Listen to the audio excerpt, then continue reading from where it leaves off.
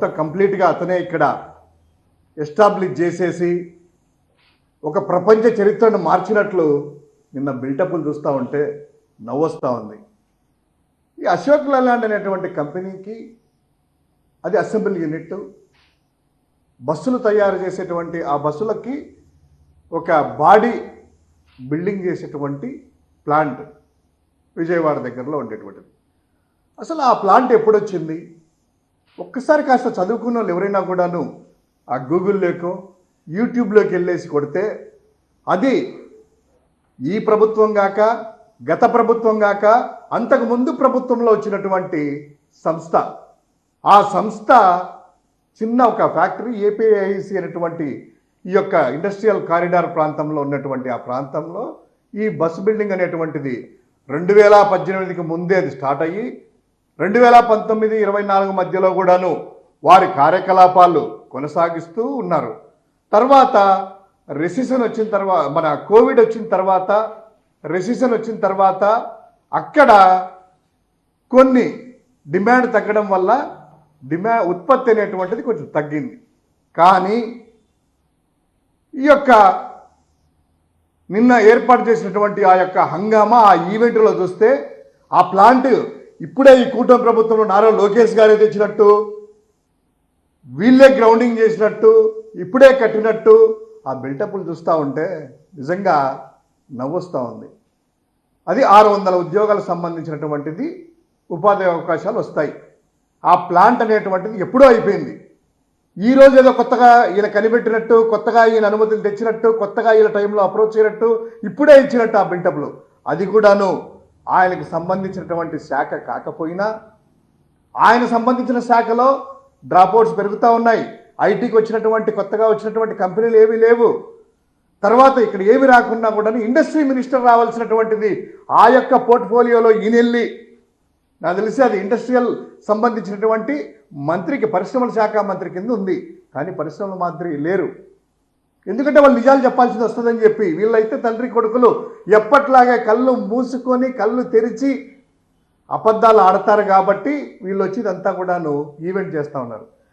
సరే, ఆ ప్రస్తావనలో కాస్త పక్కన పెడితే నిన్న మాట్లాడుతూ 7 లక్షల కోట్ల పెట్టుబడులు వచ్చాయంటున్నారు కదా.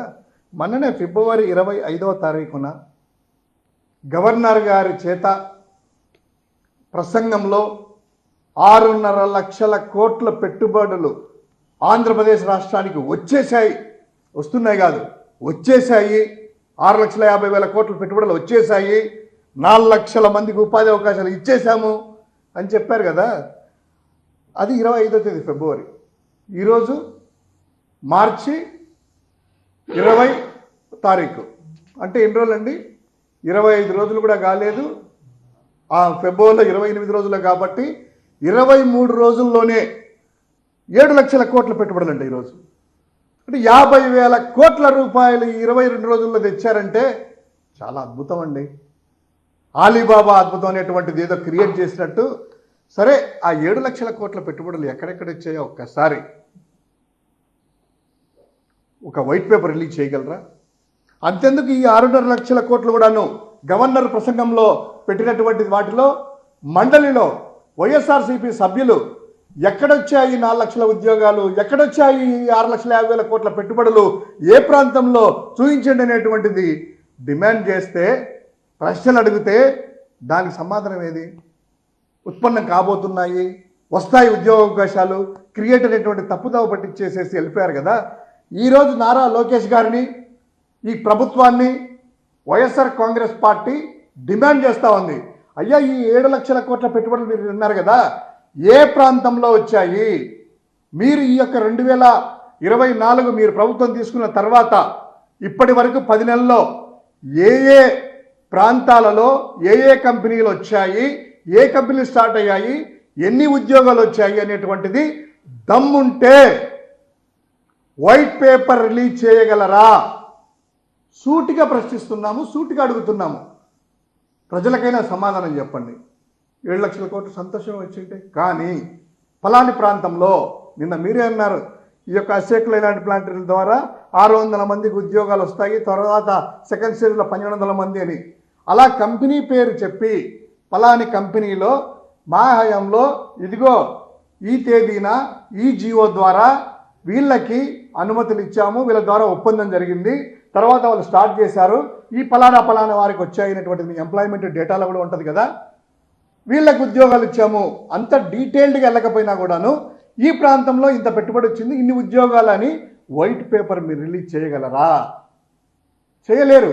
ఎందుకంటే ఉన్న కంపెనీలనే మిమ్మల్ని చూసి ఈ యొక్క అరాచకాలు చూసి ఆంధ్రప్రదేశ్ రాష్ట్ర ప్రభుత్వము ఎవరైనా కూడాను ఈ 10 నెలల్లో పెట్టుబడులు రావడం కాదు కదా, ఉండే వాళ్ళే తట్టా బుట్ట సర్దుకొని పారిపోతున్నారు.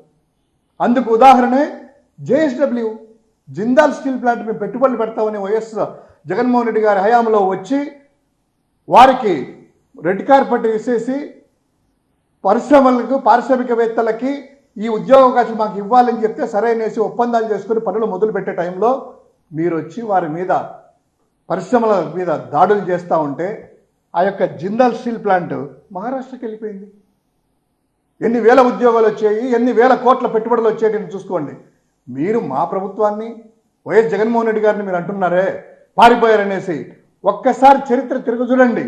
2019-24 మధ్యలో 2 సంవత్సరాలు కోవిడ్ వచ్చినా కూడాను 2 ఇండస్ట్రియల్ కారిడార్స్, ఒకటి కొప్పర్తి మెగా ఇండస్ట్రియల్ పార్కు, రెండోది ఓరోకల్లు ఇండస్ట్రియల్ పార్కు, ఈ 2 ఒక్కసారి చూసుకోండి. అక్కడ మేము వచ్చిన తర్వాత అనుమతులు ఇవ్వడమే కాకుండా ఇండస్ట్రియలిస్టులు వచ్చి పెట్టుబడులు పెట్టి వర్కులు మొదలుపెట్టి ప్రొడక్షన్ కూడా బయటకు వచ్చింది. సాక్షాత్తు మీ డిప్యూటీ చీఫ్ మినిస్టర్ గారే వెళ్ళి ఆ గ్రీన్ కోన్ అంతా కూడా ఇంత అద్భుతంగా ఉందా, ఇన్ని ప్లాంట్ వచ్చాయా, ఇదా అనేటువంటిది పొగిడినటువంటి ఒక వాస్తవాన్ని మేము ప్రజల ముందు తెలుస్తున్నాం.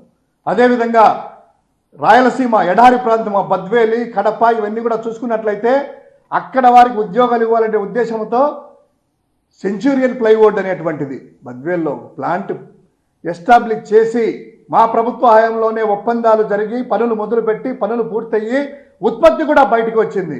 అదేవిధంగా Kopparthi mega industrial park, EMC park కూడా వైఎస్ఆర్ ఈఎంసీ కూడా ఎలక్ట్రానిక్ మ్యానుఫ్యాక్చరింగ్ క్లస్టర్ కూడాను ఇప్పుడు కూడాను సీసీ కెమెరాలు అయితేనేమి, అదేవిధంగా యాపిల్ ఫోన్కి సంబంధించినటువంటి కొన్ని విడి పరికరాలు కూడాను ఎలక్ట్రానిక్ ఉత్పత్తులు ప్రారంభమయ్యే ఈరోజు జరుగుతూ ఉంది. అది జగన్మోహన్ రెడ్డి గారి హయాంలో. కానీ మేము ప్రచారం చేసుకోలేదు. మీలాగా 6 లక్షల కోట్లు, 6.5 లక్షల కోట్లు, 7 లక్షల కోట్లు అంటే అప్పులు ఏ విధంగా మీరు ప్రతి మంగళవారం అప్పులు చేస్తున్నారో అలా మీడియాను సపోర్ట్ తీసుకొని అబద్ధాలతో 7 లక్షల కోట్ల పెట్టుబడులు అంటే ఈ 10 నెలల్లో మీరు అన్నట్టు 10 నెలలు అయింది కదా, పూర్తయింది కదా, నెలకు 70,000 కోట్ల రూపాయలు పెట్టుబడులా, 7 లక్షల కోట్లు పెట్టుబడులా, 4 లక్షల ఉద్యోగాల ఎక్కడిచ్చారు? అదే మేము వాస్తవంగా మీకు వైట్ పేపర్ అన్న రిలీజ్ చేయండి, లేకపోతే కులమత ప్రాంతాలకు అతీతంగా వెల్ఫేర్ స్కీమ్స్ మేము అమలు చేసి గ్రామ వార్డు సచివాలయాల్లో బయట ఒక బోర్డు డిస్ప్లే చేసేవాళ్ళము. ఈ పథకం ద్వారా ఇంతమందికి లబ్ధి చెందారు, వీళ్ళకి ఇంత వచ్చింది అనేటువంటిది. అలా మీరు కూడాను గ్రామ వార్డు సచివాలయాల దగ్గర కావచ్చు, లేకపోతే జిల్లా కేంద్రాల దగ్గర కావచ్చు, ఈ జిల్లాలో మేము ఇన్ని ప్లాంట్ తీసుకొని వచ్చాము, ఫలాని ప్లాంట్ పేరు, ఫలాని ఒప్పందము, ఇంతమందికి ఉద్యోగాలు వచ్చాయనేటువంటిది బహిర్గతం చేయగలరా? లేకపోతే మీ ఎల్లో మీడియాలో అయినా కూడాను పత్రికల్లో మీరు 10% అయిన నిజాలు రాయగలరా? రాయలేరు. ఎందుకంటే అన్ని అబద్ధాలే. ఏ పరిశ్రమ వచ్చింది? దావోస్కి వెళ్ళారు. దావోస్కి ఏంటి పెయిడ్ హాలిడేస్ లాగా అక్కడికి వెళ్ళారు. ఈ పరిశ్రమ వచ్చింది, ఇది వచ్చింది, ఆ హంగామా అది చూసి బాబా వచ్చాయి పెట్టుబడులు వచ్చేసాయి ఇదిగో అని ఏదో అంటారు కదా, ఒక మాయ చేసి మాయాబజార్లో లాగా చేసేసి ప్రజల్ని ఇంతకుముందు కూడా అలా చేశారు కదా, అదేలేగా ప్రజల్ని మభ్య పెడదామనేసి మీరు అనుకుని ఆ అబద్ధ ప్రచారాలు చేస్తే నష్టపోయేది రాష్ట్రము, నష్టపోయేది యొక్క రాష్ట్ర ప్రజానీకమే.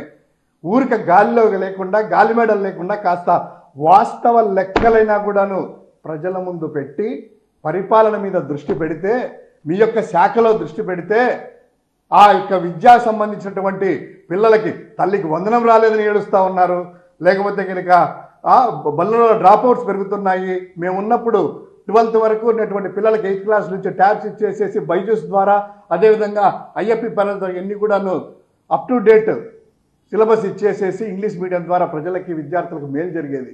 ఇవన్నీ గాలిన పడ్డాయి. సరే, ఇంకోటి ఫైనల్గా ఒకటి అడుగుతా ఉన్నాను. నిన్న ఆ బస్సు ఎక్కిచ్చేసి అశోక్ లైలాండ్ బస్సులో తిరుగుతున్నారు కదా, నేనే చేశాను ఇంటి బస్సులో కూడాను. ఏముందయ్యా పాపం, ఆ మహిళలందరూ కూడా ఎదురు చూస్తున్నారు. మీరు బస్సు ఎక్కడం కాదు, టికెట్లు లేకుండా ఫ్రీగా ఎక్కడికైనా తిరగచ్చని చెప్పారు కదా, దాదాపు 10 నెలలు అవుతుంది. ఆ బస్సులో కాస్త మహిళల్ని టికెట్ లేకుండా ప్రయాణం చేసుకొని ఇస్తే కాస్తైనా కూడా ఈ యొక్క మహిళలకైనా ఉపశమనం కలుగుతుంది అనేటువంటిది తెలియజేసుకుంటున్నాను.